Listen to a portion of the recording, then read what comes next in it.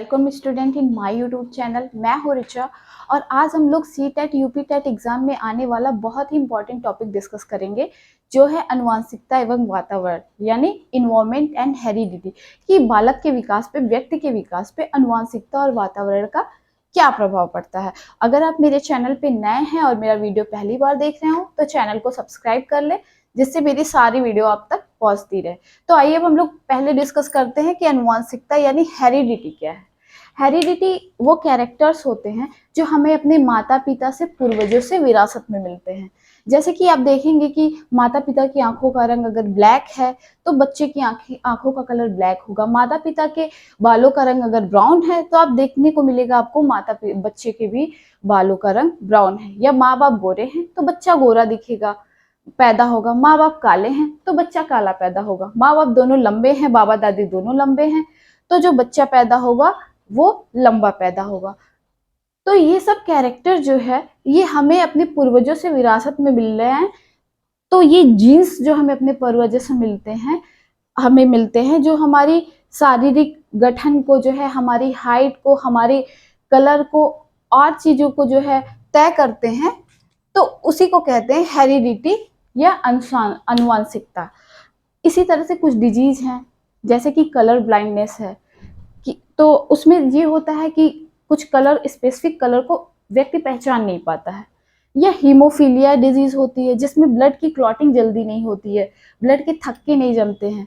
तो ये सब कुछ ऐसे रोग होते हैं, कुछ ऐसे डिजीज भी होती हैं जो हमें अपने पूर्वजों से मिलती हैं, हमें अपने माता पिता से मिलती हैं।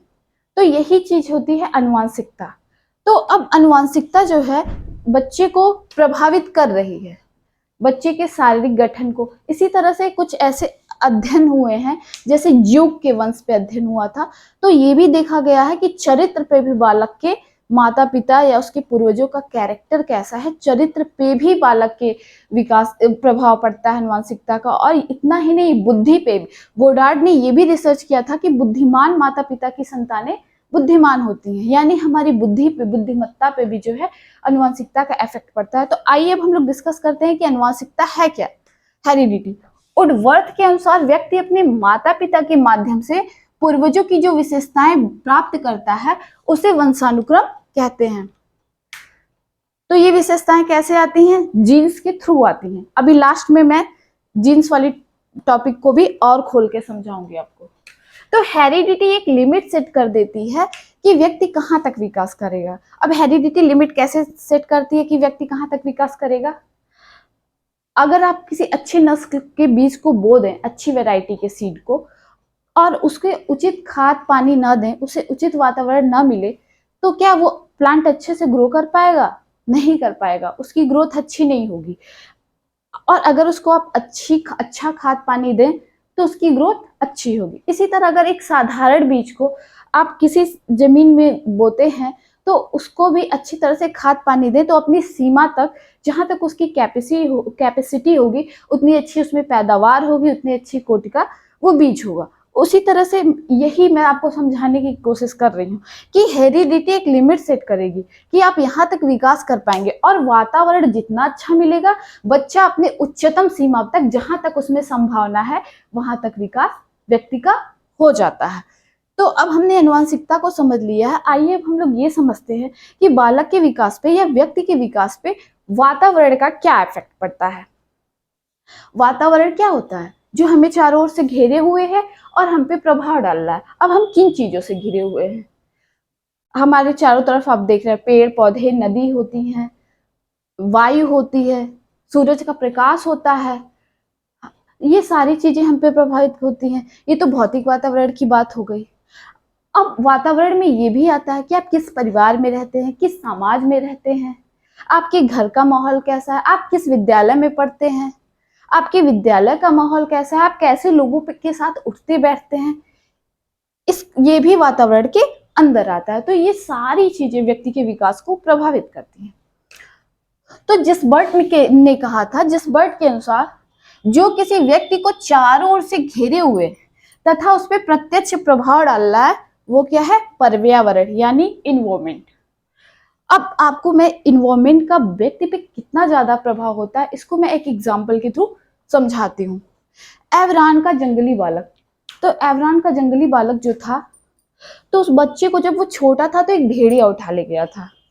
फिर जो है 1799 में कुछ शिकारियों ने उसको जंगल में पकड़ा। तो वो उस समय उसकी एज 11-12 साल की थी। तो जब उसको ले आए वो, तो उसको सभ्य और शिक्षित बनाने का प्रयास किया गया। वो जो बच्चा था वो जानवरों के समान चलता था, कच्चे मांस खाता था और उसकी आकृति भी जानवरों जैसी ही हो गई थी। तो उसको सभ्य और शिक्षित बनाने के सारे प्रयास विफल हुए। तो ये इससे ये चीज पता चला कि बालक के मानसिक, सामाजिक, संवेगात्मक, हर शारीरिक हर चीज पे जो है वातावरण का प्रभाव यानी इन्वायरमेंट का बहुत ज्यादा प्रभाव होता है। इसी तरह की स्टडी हुई थी, न्यूमैन, फ्रीमैन और होलिंगर ने किया था। उन्होंने क्या किया था, 20 जोड़े जुड़वा बच्चों को लिया था और उसमें हर जोड़े के एक बच्चे को गांव के फॉर्म पे रखा था और दूसरे बच्चे को नगर में रखा था। तो कई साल बाद उन्होंने जब उन बच्चों पे को देखा, तो उन्होंने क्या देखा कि बच्चों का विकास कैसा है। उन्होंने देखा कि जो गांव के फॉर्म में बच्चे रहते थे, जुड़वा बच्चा जो था, वो जो है वो बुद्धिमान था, लेकिन वो उतना ज्यादा, वो थोड़ा चिंताग्रस्त दिखता था और अशिष्ट था। और जो बच्चे नगर में पले थे वो चिंता मुक्त थे, अधिक बुद्धिमान थे। तो इस तरह से इस स्टडी से भी पता चला था कि इन्वायरमेंट का बालक के विकास पे बहुत प्रभाव पड़ता है। अब आप किसी बहुत महान माता पिता के बच्चे को अगर किसी खराब वातावरण में, खराब जगह पे रख दें, उसको अच्छा सामाजिक, मानसिक, सांवेगिक चीजें नहीं मिली, वातावरण मिली, अच्छी सोसाइटी में नहीं रहा, उसकी अच्छी शिक्षा नहीं हुई, तो क्या वो अपने माँ बाप के समान महान बन पाएगा? अगर उसको अच्छा एक्सपोजर नहीं मिल पाया तो क्या वो विकास कर पाएगा? नहीं।